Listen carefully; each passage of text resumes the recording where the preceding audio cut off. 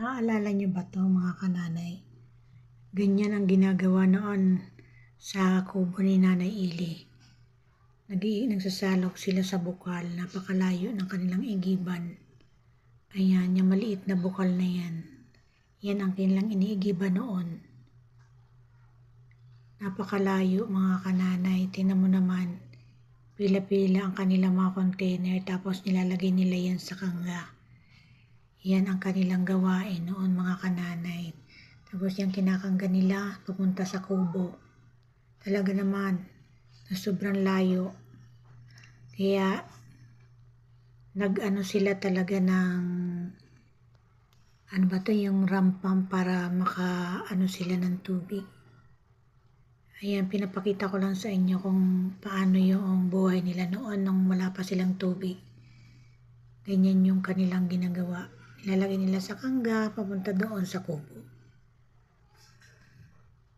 Ayan, napakalayo ng kanilang pag-iigiban. Tapos, ayan yung ate Ili ko. Yan ang kandong bato dati. Diyan sila nag-iigib, diyan sila naglalaba. Tapos yan, naknaka ng hirap na pag-ahon. Kasama pa yung aso. Yung, gila mo aahonin mo yung mga kananay na napakalayo. Na bundok, gubat, sa kagubatan.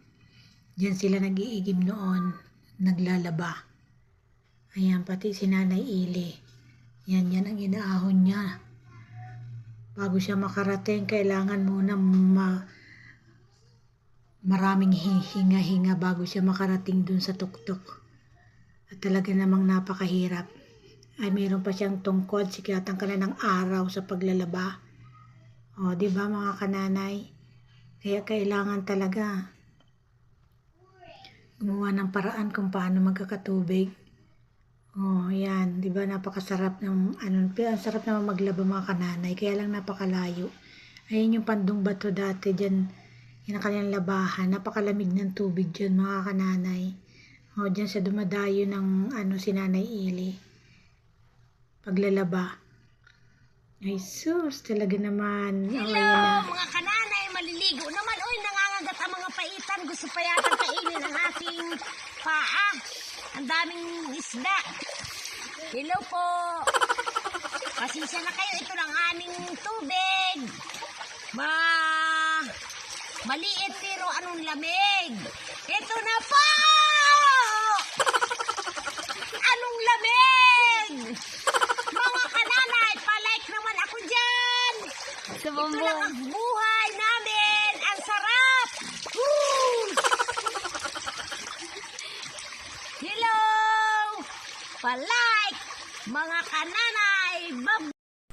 At ito na nga, sa pamamagitan ng rampam na yan, ito na ang magdadala ng tubig papunta sa kubo ni Nanay Ili. Sa wakas mga kananay, magkakaroon na rin sila ng tubig.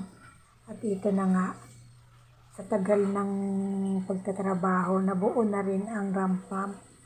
At ayan, aahon na sa gubat ang tubig papunta sa bahay ni Nanay Ili. At ito nga mga kananay, ito yung tangke.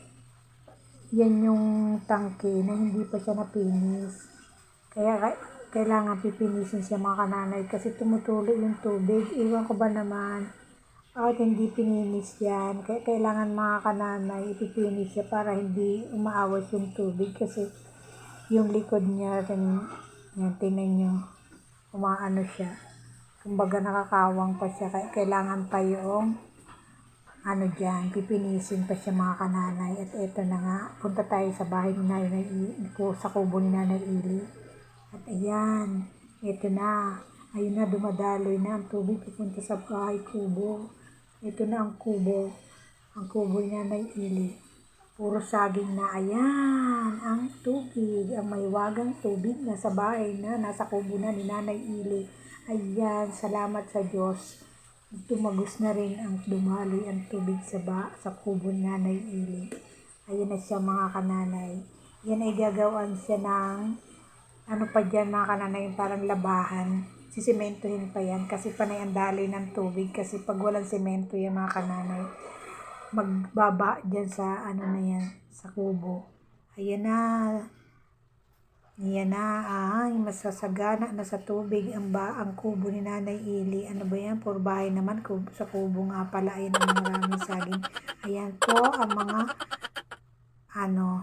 mga container ng tubig. Diyan po lalagyan niya ng semento para po may labahan. Salamat po sa inyong lahat.